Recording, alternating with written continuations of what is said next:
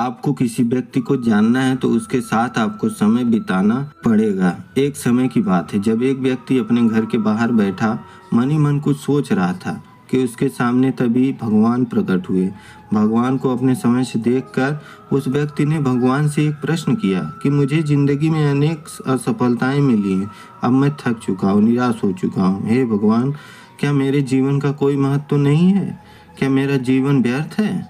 मुझे बताओ कि मेरे इस जीवन का क्या महत्व है। व्यक्ति के प्रश्न को पूछने का बाद भगवान उस व्यक्ति को एक नीले रंग का चमकदार पत्थर दिया और कहा, जाओ और इस पत्थर की कीमत पता करो। जब तुम इस पत्थर की कीमत का पता कर लोगे तब तुम्हें पता चल जाएगा कि तुम्हारे जीवन का क्या महत्व है।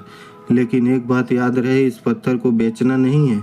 इसके बाद वह व्यक्ति भगवान के कहे अनुसार उस पत्थर की कीमत पता करने के लिए निकलता है। उस व्यक्ति उस नीले पत्थर के बेचने के लिए एक नीले फल वाले के पास जाता है और कहता है, भाई ये पत्थर कितने का खरीदोगे?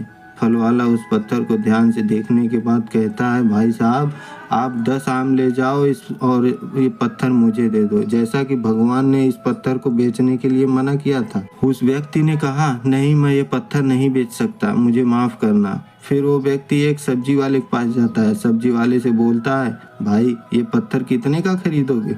सब्जी वाला उस नीले पत्थर को ध्यान से देखता है और कहता है, भाई साहब मुझसे एक बोरी टमाटर ले जाओ और ये पत्थर मुझे दे दो।